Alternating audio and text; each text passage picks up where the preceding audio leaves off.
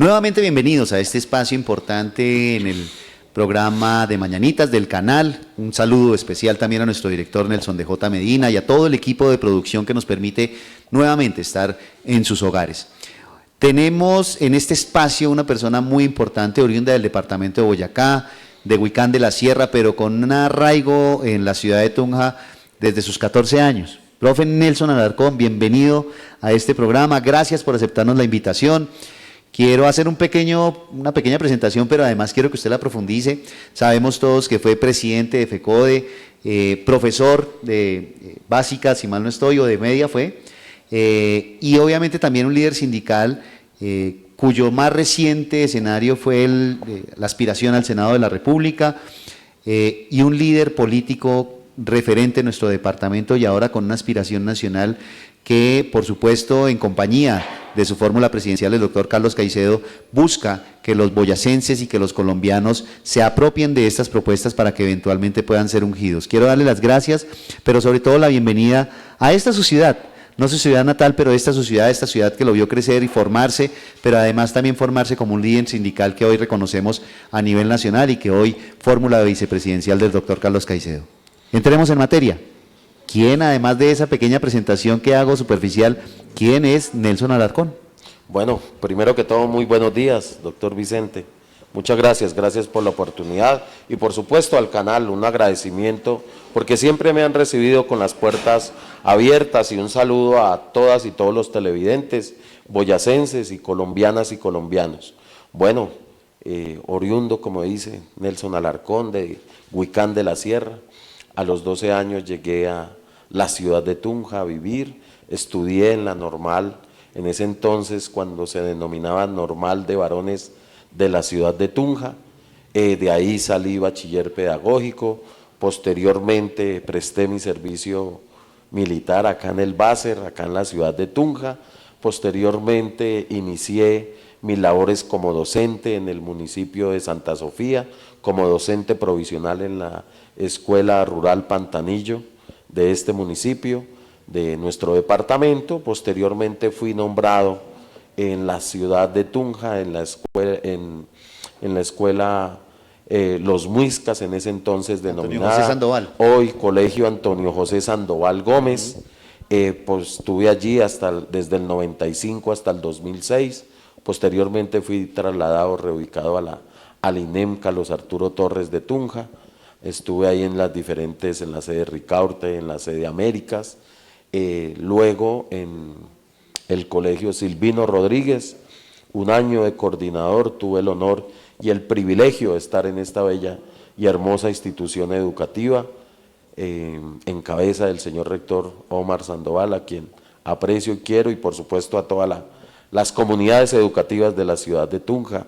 Luego vicepresidente y presidente del Sindicato de Maestros de Boyacá. En el 2002 inicié en el mundo sindical siendo ejecutivo de la Central Unitaria de Trabajadores.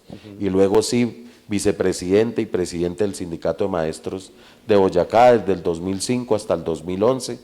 Y posteriormente, ejecutivo de FECODE, secretario de Asuntos Jurídicos 2013, hasta el parte del 2018, y luego presidente de FECODE del 2018 hasta el 2021, luego tesorero y otros cargos que desempeñé ahí. Nuevamente fui 2 veces presidente de FECODE y obviamente hoy ejecutivo de la Central Unitaria de Trabajadores, y con la honrosa invitación y designación que me hizo el doctor Carlos Caicedo, candidato presidencial, a hacer su fórmula, y para mí es un verdadero honor de un hombre tan reconocido, tan dado a la lucha y a la entrega por la educación, por la defensa de la clase más vulnerable de nuestro país, por buscar eso que hoy requiere y necesita nuestro país, nuestra ciudadanía, nuestros colombianos, nuestros jóvenes, como es las oportunidades, como estudiar, como ir al colegio, como ir al preescolar, como ir a la básica media, como ir a la universidad. Entonces estamos, y bueno, otro escenario, ese es, discúlpeme que me haya extendido, pero ese es mi, bueno, y siempre más de 40 años bueno, 38 años exactamente acá en la ciudad de Tunja, a quien quiero, amo y estimo, y bueno, una situación compleja por la que está pasando de gobernabilidad, sí. Y ojalá que la ciudadanía pueda tomar las mejores decisiones para sacar adelante por fin nuestra ciudad, nuestra querida y amada Tunja, que tanto usted, apreciado Vicente, como yo queremos y amamos, y por supuesto todos los tunjanos y boyacenses.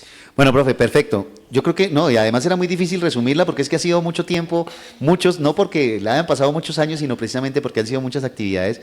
Y precisamente creo que es la mejor oportunidad de aprovechar que tenemos un profesor, una persona que además ha generado escenarios desde el ámbito sindical, no solamente en lo regional, sino en lo nacional, para preguntar precisamente y entrar en materia sobre esas propuestas que a nivel educativo, tanto el doctor Caicedo como ustedes están enarbolando, para hablar sobre eso que han venido diciendo en relación con que paguemos por estudiar.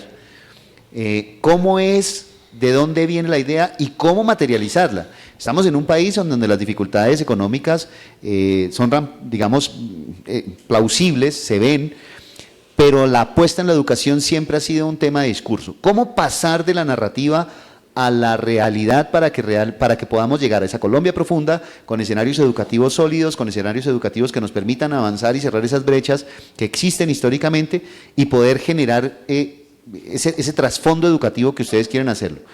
¿Cómo materializarlo tanto desde la perspectiva de la posibilidad legal hasta la posibilidad financiera en nuestro país?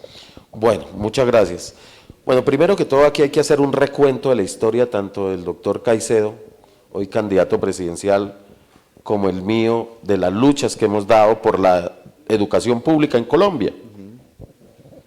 El doctor Caicedo inicia desde muy joven, desde niño, desde la Universidad Nacional, inclusive fue un impulsor de la séptima papeleta, él desde la Universidad Nacional, liderando esos procesos, y todo en defensa de la educación, de buscar las oportunidades, porque él buscaba, y como muy bien lo cuenta, lo expresa, pues su querida mamá tenía que cocinar, tenía que hacer sopas, y su hermano mayor ir a vender los pasteles para poder subsidiar y poderle dar el estudio en la Universidad Nacional. Y muchas épocas pasó por hambre, como nosotros le hemos pasado, como muchos jóvenes tunjanos, boyacenses, colombianos han pasado por eso. Y desde ese entonces pues dando la lucha, inclusive la daba ya cuando las luchas en la UPTC y nos pegábamos ahí a esa exigencia de una mejor calidad y mayores recursos para nuestra UPTC, porque soy exalumno también de nuestra gloriosa Universidad Pedagógica y Tecnológica de Colombia, UPTC. Y entonces nace ahí todo ese proceso. Él específicamente llega a la Universidad del Magdalena en 1996, parte de inicios del 97. Lo designan rector, se presenta una situación ahí, y él recibe la universidad en ruinas, en crisis financiera, un déficit de 30.000 millones de pesos en el año 97. Con 2.500 estudiantes y solamente 4 programas, o 4 carreras, o 4 programas. Y él inicia, arduo, trabajando mañana, tarde, noche, con un equipo interdisciplinario, con los maestros, con los estudiantes, porque aquí hay que trabajar también con los jóvenes, con los estudiantes. Inició y la recuperó. 10 años, para resumirlo, 10 años después, la recupera con una excelente infraestructura, la entrega con un superávit de 39.000 millones de pesos, 22 programas y 9.300 estudiantes. Eso hizo, pero adicionalmente a eso, ¿qué hizo? Le dio transporte a los jóvenes, le dio la alimentación, él entregaba, o la universidad le entregaba, él por supuesto en cabeza de él como rector, le entregaba las tiqueteras para que los jóvenes almorzaran, tomaran su alimentación en la universidad. Bueno, eso hacía. Aquí hay que brindarle las garantías. Después pasa a la alcaldía, él se hace elegir democráticamente, nadie daba un peso por él, como se dice coloquialmente en la política, y logra ganar, derrotar a los diferentes partidos políticos tradicionales o quien lideraba en ese entonces, logra derrotarlos y llega a la alcaldía de Santa Marta. Inicia también, invierte en la ocasión, recupera, recibe una ciudad en ley 550, ¿sí? Y la recupera y la entrega con superávit, con programas, ¿sí? Y apuntándole a crear una universidad. Creó una universidad del distrito, que hoy desafortunadamente lo que hicieron del robo, la alcaldía, robo que lo hicieron, porque no, los votos no entiende el por qué cambiaron la decisión cuando la ciudadanía de Santa Marta dijo, ganó el compañero Jorge Agudelo y que obtuvo mayor votos, dijeron no, ganó el que tuvo menos votos. Esto de todo pasa en Colombia, pero bueno, luego pasa la gobernación, o se hace elegir, la ciudadanía lo elige, y hoy crea los campus universitarios. Ya se construyeron 2 y está por terminarse el tercero, en el Banco, en Plato, se está terminando el de Ciénega, se va a iniciar la construcción en Santana, en Aracataca y en otra parte del departamento. 6 campos en total, 6. Oigan, ningún departamento lo ha hecho. Y con recursos propios, sin inversión de la nación. Entonces nosotros lo que decimos, campos universitarios que hacen convenios con las universidades para llevar los programas.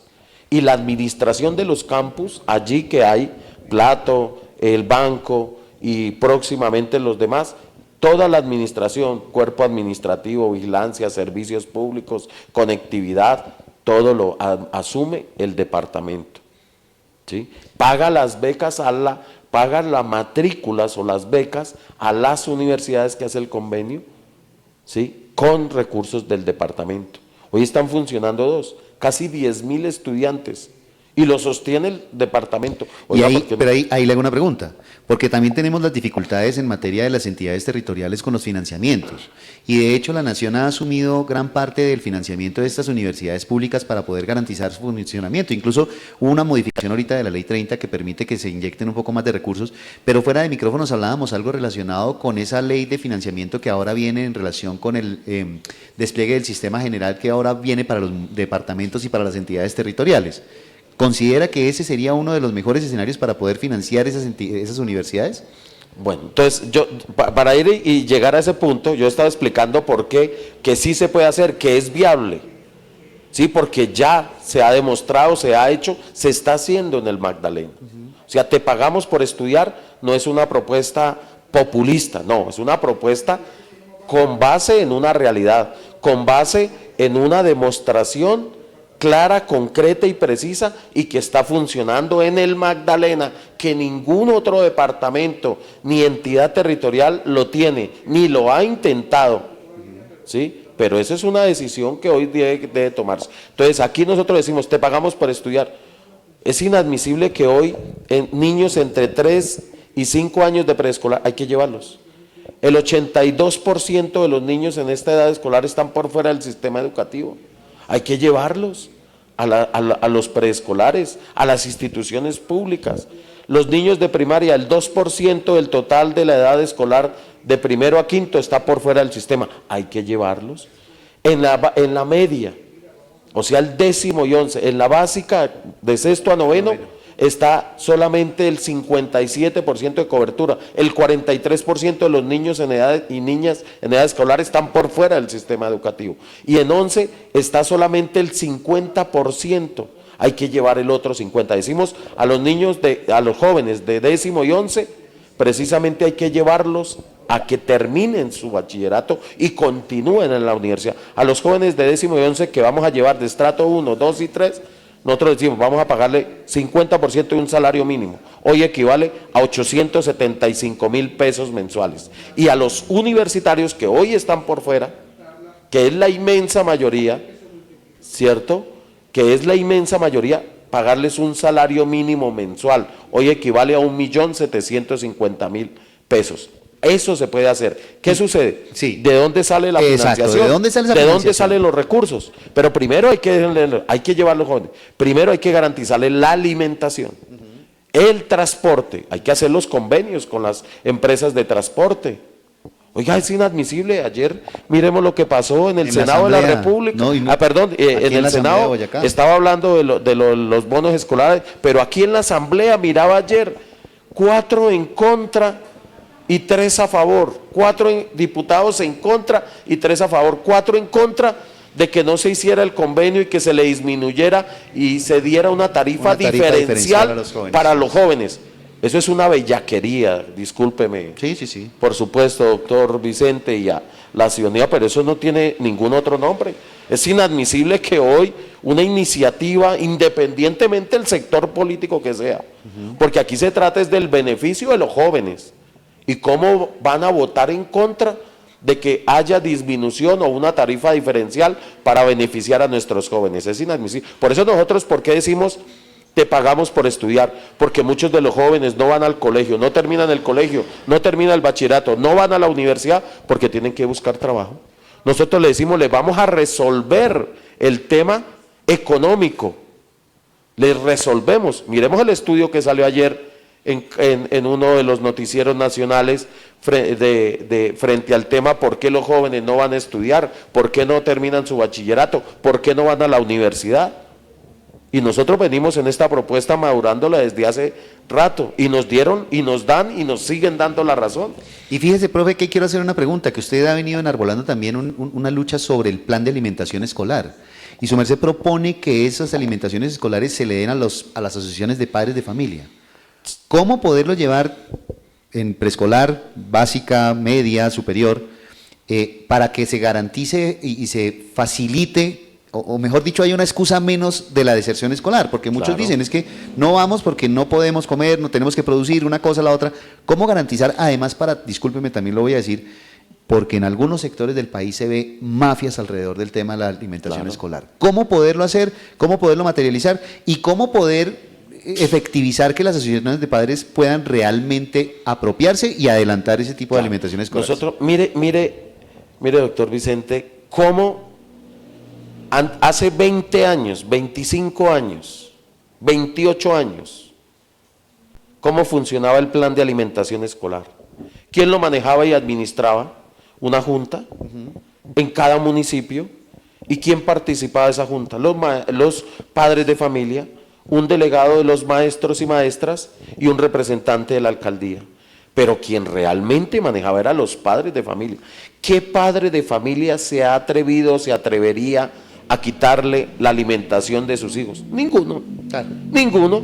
Al contrario, los padres de familia, como se dice coloquialmente, se quitan el bocado para dárselo a sus hijos y a sus hijas. Así lo hemos hecho y lo seguiremos haciendo nosotros los que somos padres de familia. Entonces hay que entregarle eso para quitarle intermediación. Hay que acabar esa agencia que hay a nivel nacional que gasta más de 250.000 millones de pesos al año, que es un tema burocrático, que se lo reparten entre los senadores y senadoras allí, pero ¿qué ha solucionado? No, hoy es inadmisible que varios niños no tengan alimentación, que miren a sus compañeros tomar la alimentación escolar.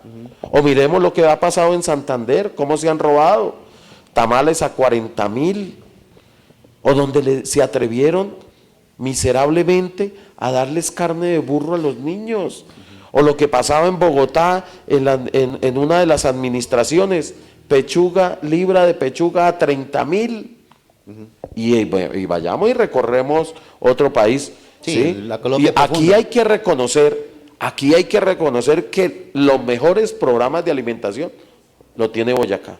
Y eso hay que reconocerle a las administraciones del departamento, independientemente de las posiciones políticas e ideológicas, pero ha sido pionero que desde el comienzo, desde el primer día hasta el último día le dan la alimentación. Pero aquí hay que dársela a todos los niños. Y para entrar en materia de dónde sacar los recursos, bueno, aquí hay un tema de regalías. Para todo te pagamos por estudiar. Tema de regalías, de ahí podemos utilizar, y hemos visto que se puede utilizar 6 billones de pesos. El presupuesto es bienal. Bueno, son 31.5 billones de pesos del 2025 y 2026. Bueno, podemos utilizar 6 billones de pesos de ahí.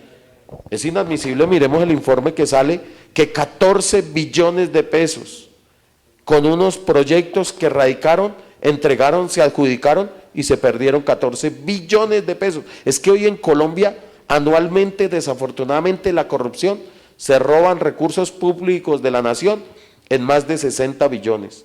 Bueno, entreguémoselo a los niños. De ahí sacamos 6 billones de pesos anualmente. 2, del tema de reestructurar algunas entidades. Y por eso mencionaba la unidad del plan de alimentación escolar, que es un tema burocrático. Porque no maneja recursos, no maneja, pero sí sostiene una burocracia de más de 250.000 millones. Aquí hay que, 3, reestructurar unas entidades. Aquí no ha dado resultados la Procuraduría, acá no ha dado resultados la Contraloría, tanto a nivel nacional como a nivel regional. Aquí ¿dónde están realmente esas circunstancias que se toman las acciones? No quiere decir que para sacar a los trabajadores, no. Los trabajadores pueden pasar a las diferentes entidades, como a la Fiscalía, y cumplir el rol que se debe cumplir, de vigilar, de fiscalizar los recursos para que no se los roben. 3, el tema de la Ley Orgánica y de Competencias, que es reglamentario al Acto Legislativo 03 del 2024 de la reforma al Sistema General de Participaciones, en 2 escenarios. 1, nosotros somos defensores, y en cabeza del doctor Carlos Caicedo, el tema del federalismo, la descentralización. Es inadmisible que hoy tenga que pedirse que un gobernador, un alcalde tenga que ir a pedir permiso al gobierno nacional, al ministerio, para designar un maestro o maestra, o para designar un agente de policía, o un soldado, ¿sí?, para cuidar nuestras fronteras, que lo hacen nuestros soldados, ¿sí? Para tiene que hacer una serie, no, que sea eso, que se implemente realmente la descentralización, la autonomía territorial, con unos criterios y para su vigilancia y control de la ejecución. Voy para allá, porque es que uno de los grandes miedos que se tiene es que se traslade el proceso de corrupción del nivel central al nivel territorial. ¿Cómo garantizar finalmente que se fortalezcan los escenarios de control para que la fiscalización se dé de manera efectiva en lo regional también? Mire, yo creo que uno de los grandes problemas que hubo ahorita con este tema de la reforma a la salud era que se iba a enviar los recursos directamente a las entidades territoriales, y fue una de las manzanas de la discordia, para decir no se politice la salud porque se va a llevar a los territorios esa plata que viene de los giros directos del ADRES. ¿Cómo lograr que en efecto, porque lo digo con claridad también, las contralorías departamentales hacen una labor importante, pero no se devela los procesos que eventualmente denuncia la ciudadanía? Entonces, ¿cómo pasar de eso nivel central, para que esa podredumbre que viene no se coopte las regiones? Bueno, aquí son varios, entonces vamos concluyendo cómo sería. Bueno, entonces mire las fuentes de financiación. Hoy se aprobó en el Congreso de la República, que eso lo lideramos los maestros y maestras de Colombia. En ese entonces, la lucha por la reforma al Sistema General de Participaciones. Y dimos una lucha frontal, democrática, en ese escenario, y bueno, se logró materializar. Viene la Ley Orgánica y de Competencias, que es la reglamentación a ese acto legislativo. Se va a duplicar los recursos progresivamente en los próximos 12 años. Vamos a llegar del 20% que hoy se utiliza de los ingresos corrientes de la nación para el Sistema General de Participaciones, llegar en el 2037 al 39%. ¿Sí? Aquí se incrementa, se adiciona algo, unos ítems o unos rubros, que es el preescolar de 3 grados. En instituciones públicas, bueno, hay que llevar ese 1.100.000 niños que hoy están por fuera del sistema educativo en Colombia, porque sus padres de familia no tienen para pagarles un colegio privado. ¿Sí? Y no estamos en contra de los colegios privados, ni las universidades privadas, para que no se vaya a malinterpretar. Hay que fortalecerlos, hay que ayudarles también. Entonces, los niños y eso, entonces se tiene que fortalecer. Ahí da unos recursos del sistema general, con esta Ley Orgánica de Competencias, bueno, ahí se pueden utilizar otros 4 o 5 billones de pesos para te pagamos por estudiar. Entonces miremos que hay un cúmulo más o menos de 12, 13 billones para iniciar, ¿sí? Porque esto es progresivo. No puede decir, mal haríamos decir, no, es que ya y llegamos a la presidencia y entonces inmediatamente el 100% de cobertura. No, vamos a llegar en los 4 años al 85% de cobertura para los jóvenes universitarios. Hoy está llegando al 60%.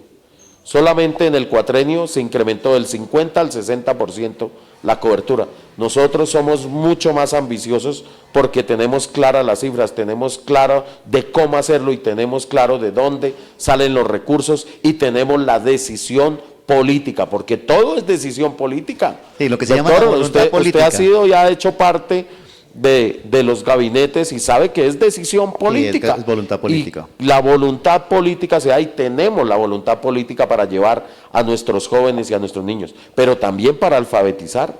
Hoy hay 1.700.000 ciudadanas y ciudadanos colombianos y colombianas que son analfabetas.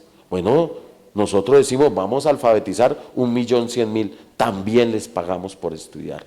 Porque es que para poder resolver su tema, y de ahí se desprende, queremos arrebatarle a la guerra, a los grupos al margen de la ley, al paramilitarismo, a la guerrilla, a las bandas criminales, al alcoholismo, a la drogadicción, al microtráfico, arrebatarle a los jóvenes. Ah, claro, tenemos que colocar unos controles para mirar que no es solamente pagarle al niño y va a hacer lo que quiere en la plata con los recursos y entonces verlos el jueves y los viernes por allá, por donde están las zonas de diversión y gastándose la... No, aquí hay una supervisión, unos controles, porque esos recursos es para ayudar a sus familias, a sus hogares, para que puedan adquirir vivienda, para que puedan tener su canasta, ¿cierto?, su canasta alimenticia, si se puede utilizar el término, sus alimentos mínimos para sostener a la familia, sacarlos de la pobreza. Claro, es eliminar esas limitantes que se generan y que han servido de excusas para que las personas no puedan desarrollar sus procesos educativos. Pero, profe... Pero perdóname la respuesta frente al tema de los controles. Ah, bueno, hoy la Procuraduría y la Contraloría ven, que esos trabajadores, trabajadoras, funcionarios, vayan a las entidades con la descentralización, con el federalismo, para hacerle el control a los gobernadores, gobernadoras, alcaldes y alcaldesas, para que inviertan bien los recursos, porque se les van a entregar con unas competencias, con recursos, pero con una vigilancia restricta. Aquí hay que modificar, aquí hay que hacer una reforma real, clara y concreta al sistema judicial de este país. Y ahí voy a entrar en materia.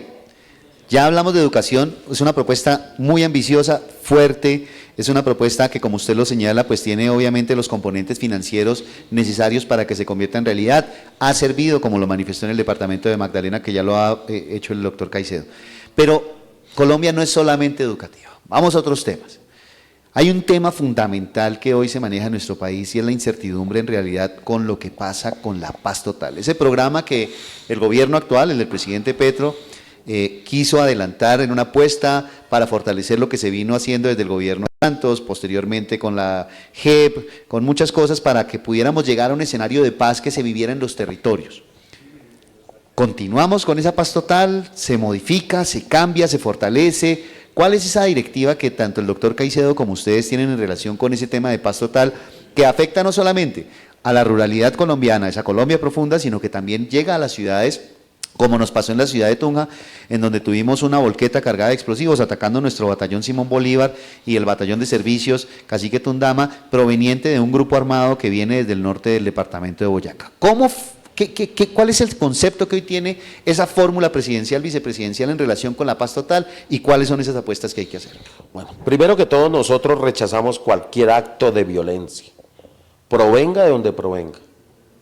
Y yo fui uno de los tantos de miles y millones de colombianas y colombianos y uno de los tantos miles de boyacenses que rechazamos ese vil atentado que afortunadamente fue fallido. Afortunadamente.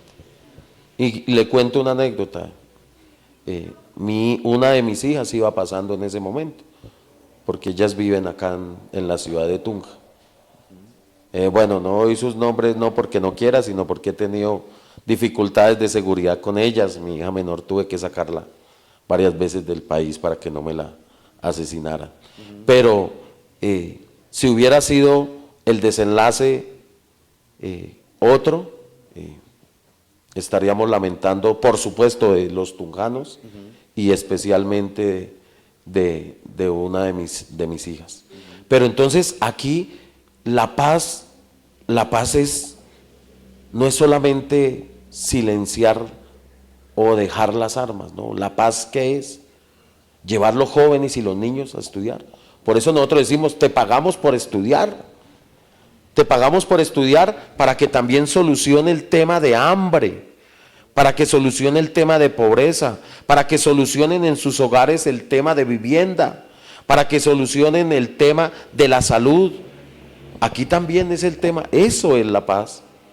Y claro, somos partidarios de los procesos de paz, pero tienen que ser procesos rápidos, eficientes, que realmente se puedan dar esa aceleración como corresponde y como debe ser, brindar las garantías y que lo que se pacte se cumpla.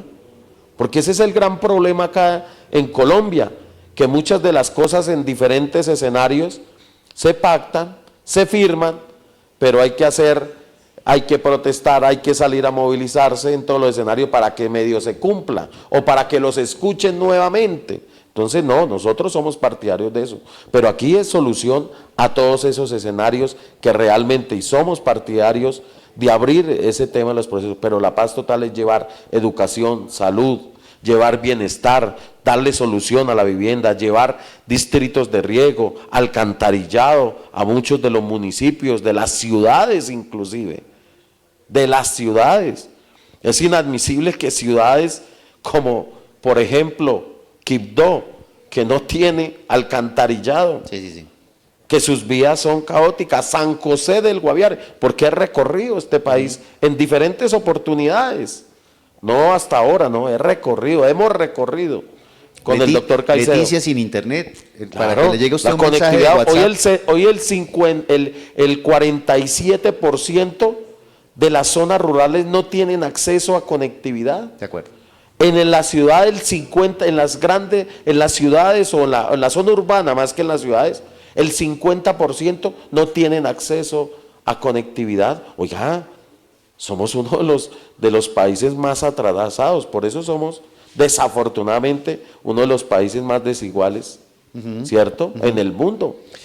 Profe, y en ese orden de ideas, ¿cómo poder garantizar que el Estado pueda llegar a todo ese escenario que se ha hablado mucho y que existe en Colombia, lo conozco de primera mano, de esa Colombia profunda?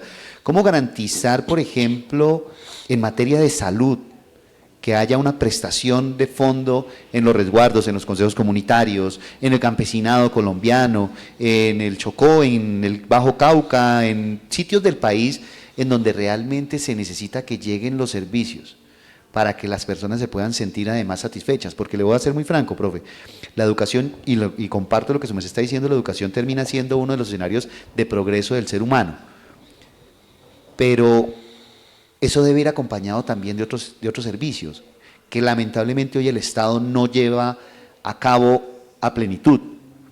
Lo hablábamos, conectividad, servicios públicos, pero ¿cómo lograr que realmente en un periodo de 4 años desde un gobierno se pueda sembrar por lo menos la semilla del desarrollo a través de planeación para garantizar? ¿Considera usted, por ejemplo, que se debe hacer más pequeño el Estado burocráticamente para poder llegar financieramente a esos territorios? Claro que sí, por eso hablamos de federalismo, de autonomía de las tierras. Y muy bien, como lo hablábamos informalmente, el doctor Carlos Caicedo ha sido uno o el que inició mejor la propuesta, y viene hace muchísimos años. Miremos que en esa consulta en el 2018, esa consulta presidencial entre Gustavo Petro y Carlos Caicedo, la bandera del doctor Carlos Caicedo precisamente el federalismo, la autonomía regional, la descentralización. Y obviamente tiene que disminuirse la burocracia del Estado, pero llevar los recursos a las regiones más apartadas y alejadas para que puedan construir sus hospitales, para que puedan construir sus acueductos, sus alcantarillados, para que puedan tener los distritos de riego, para que puedan invertir en el campesinado, en el agricultor, para que realmente puedan tener las condiciones. Miremos cuando empezaron a liquidar los famosos, en ese entonces se llamaban los hospitales, ¿cierto? Algunos tienen el nombre, como acá el Hospital San Rafael de Tunja, ¿cierto? Pero cuando empezaron a liquidarlos, convirtieron en las famosas S, pero ahora ni siquiera son S, unos puestos de salud, que ni siquiera hay presencia del Estado. La única presencia del Estado que hay en toda Colombia es un maestro o una maestra, el resto no hay nada. Por eso y nosotros somos abanderados del federalismo y enviar los recursos allá, pero con supervisión, con vigilancia, con control, no para que se los roben, porque algunos están muy felices, ¿cierto? Sí. De que les van a entregar la platica, los recursos. Sí. No, aquí hay que hacerlo, pero hay que hacerlo conjuntamente, entre todas y todos. Hay que fortalecer las veedurías ciudadanas. Bueno, pero que no sean politiqueras, que sean realmente para cuidar los recursos de todas y todos. Y que obviamente nosotros somos partidarios de que los recursos de la salud se giren directamente a que lo preste, pero con una supervisión y vigilancia, con unas auditorías rígidas, estrictas, para que realmente que lo que se presta es lo que se tiene que pagar. Profe, entremos para ir cerrando estos bloques con unos temas específicos ya políticos. Primero, ustedes fueron muy cercanos al gobierno Petro. ¿Por qué hoy no hacen parte de ese gran acuerdo que encabeza Iván Cepeda, que es el candidato que viene, digamos, del oficialismo del gobierno colombiano? Y además acompañado de una pregunta subsidiaria, y es, por supuesto uno se lanza para ganar, pero si eventualmente la fórmula Carlos Caicedo-Nelson Alarcón no pasa a segunda vuelta, ¿qué línea de gobierno o qué línea de trabajo presentarían a los colombianos en adhesión a quienes pasen? Bueno, nosotros somos una propuesta seria, concreta, real, que la vamos a realizar, porque tenemos las cifras, los datos, tenemos la voluntad política, sabemos de dónde salen los recursos, cómo hacerlo, y seguro que lo vamos a lograr.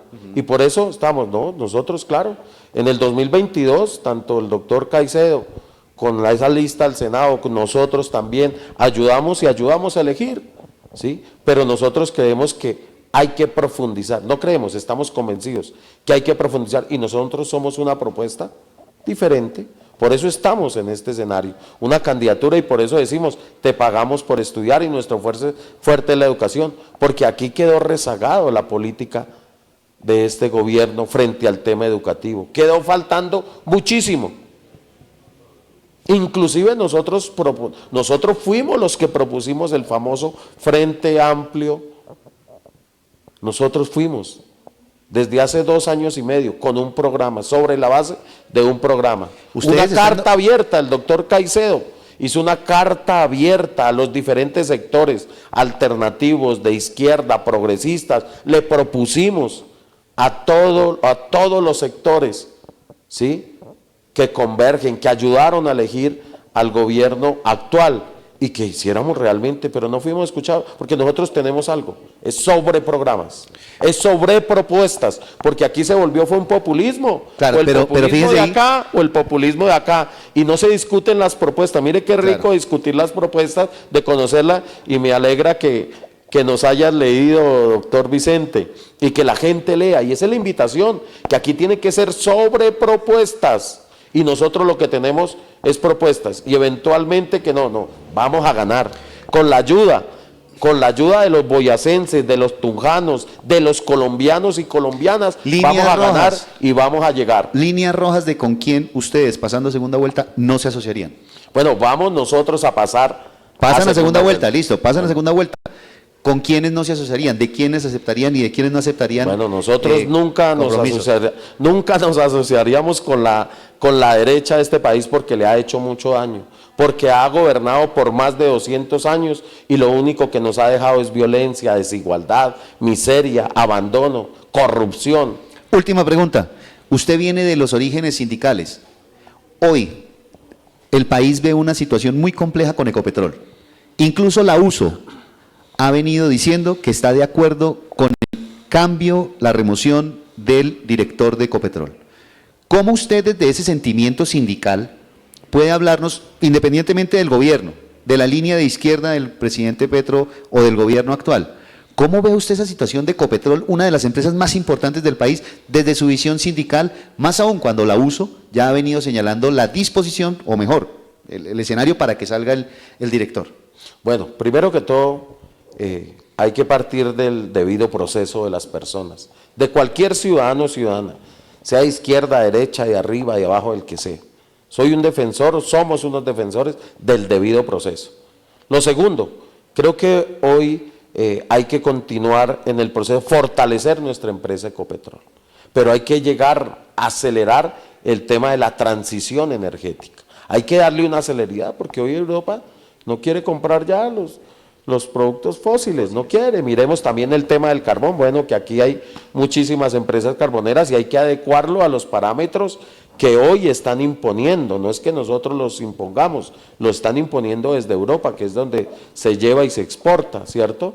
Y entonces, en ese escenario, yo creo que hoy, en una sana decisión, debe apartarse él voluntariamente. Creo que eso es lo más sano, lo más ético, lo más correcto, si lo están investigando, partiendo del hecho del debido proceso, de la buena fe, de que no ha sido condenado, de todo el escenario, pero creo que por el bien del país, por el bien de la empresa, debería apartarse de la institución, no como lo hicieron, de las vacaciones y pedir una licencia, no, apartarse del cargo. ¿Por qué se aferran a los cargos?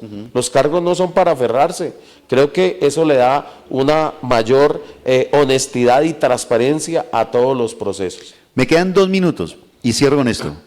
Minería, fracking, explotación petrolera, nuevos campos de desarrollo de hidrocarburos. ¿Cómo lo ven ustedes en su eventual gobierno? Bueno, nosotros no apoyamos, ni apoyaríamos, ni respaldaremos el fracking. Nosotros lo tenemos por principio en este escenario. Segundo, aquí, pero eso no quiere decir que vayamos a abandonar a nuestros pequeños y medianos productores del carbón. No, hay que hacer la transición, hay que ayudarles. Hay que producir, porque es que en el 2030, después del 2037, en Europa, donde se lleva la mayoría del producto del carbón, no lo van a comprar. Entonces hay que mirar y generar una política para poder ayudar a nuestros pequeños, medianos y grandes productores de carbón en Colombia, ¿cierto? Y a eso tenemos que apostarle, tenemos que crear unas mesas de trabajo para mirar entre todos, por supuesto, cómo avanzar, y como gobierno, y por supuesto con el pequeño y el mediano empresario, como los hay aquí en Boyacá, de cómo ayudarles, no cómo fregarlos, no, cómo ayudarles a salir y generar esa transición en ese escenario. Y obviamente, pues Ecopetrol tiene que generar una reserva, hay que mirar el tema del gas, aquí tenemos que mirar cómo para proveer absolutamente a la ciudadanía y al pueblo colombiano, pero siempre yendo al tema de la transición energética y energías limpias que hoy se requiere y se necesita, porque el calentamiento global no es cualquier cosa, lo estamos viviendo. Aquí ya las temperaturas en la ciudad de Tunja ya son diferentes, y en todo el país y el mundo. Entonces yo creo que hay que hacer una verdadera política pública de fondo para poder solucionar y generar las transiciones que hoy se requieren y se necesitan en Colombia.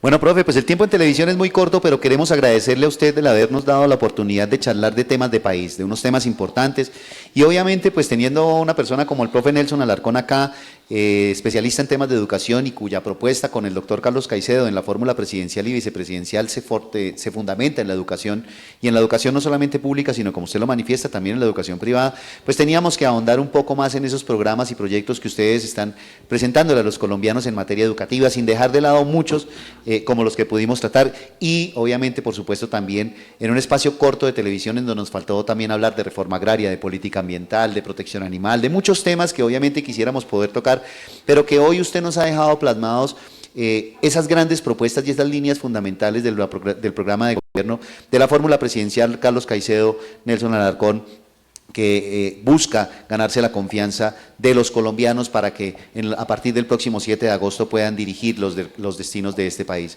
Queremos darle las gracias por tomarse el tiempo de estar en la ciudad de Tunja, de poder compartir con nosotros los tunjanos y los boyacenses a quienes les estamos llegando a través de estos medios de comunicación, por supuesto agradeciéndole también a nuestro director Nelson de Jota y a todo el equipo de producción, la posibilidad de que realmente conozcamos y votemos no solamente por lo que dice el Facebook, sino realmente por programas, por propuestas, por métodos de gobernanza que nos permitan estar tranquilos de que los próximos 4 años pudiéramos estar gobernados por quienes realmente tienen las mejores propuestas para nuestro país. Profe Nelson, muchísimas gracias. Lo dejo para que se despida de los tunjanos, de los boyacenses que nos siguen a través de estos medios y por supuesto de los colombianos, porque también a través de Facebook estamos llegando a todos los rincones de nuestro país y el objetivo es poder terminar en este minuto y medio que nos queda agradeciéndole y diciendo por qué Carlos Caicedo, por qué Nelson Alarcón terminan siendo la mejor propuesta para que en Colombia se gane, ¿por qué no?, en primera vuelta. Bueno, muchas gracias, doctor Vicente, y a todas y todos los directivos y directivas del canal, gracias por la invitación y por supuesto invitar a los tunjanos, a los boyacenses y a los colombianos a que nos acompañen el próximo 31 de mayo. La fórmula Caicedo-Alarcón, presidente y vicepresidente respectivamente, es una fórmula que le trae soluciones, que tiene un programa claro y concreto, como le decimos a nuestros jóvenes, cómo lo vamos a hacer, cómo los vamos a llevar al preescolar de 3 grados, la básica, la media, a la universidad. Te pagamos por estudiar para solucionar de fondo los problemas, para solucionar el hambre, para arrebatarle nuestros jóvenes a la guerra, a los grupos al margen de la ley, al microtráfico, tenerlos en las universidades, en los colegios, como corresponde y como debe ser. Bueno, y esta tarde estaremos con el doctor Caicedo en el Bosque de la República, contándole a los jóvenes. Invitamos a todas y todos los que nos quieran acompañar a partir de las 3:30 en el Bosque de la República de la ciudad de Tunja en el día de hoy, para contarles mucho más pormenorizadas nuestras propuestas y nuestra propuesta general, que es te pagamos por estudiar. Muchísimas gracias a todos ustedes y continuaremos haciendo este escenario público de debate, no solamente desde lo local, sino también en lo nacional. Quiero decirles que hemos estado en contacto con diferentes candidatos presidenciales y vicepresidenciales, a quienes esperamos también tener en el set para que realmente cada uno de nosotros podamos estar tranquilos de votar por la persona que consideramos que mejor representa lo que queremos para nuestro país. Mil gracias por acompañarnos, mil gracias a la producción y por supuesto, doctor profe Nelson, mil gracias por acompañarnos. Que tengan un feliz resto de jornada y gracias por estar con nosotros.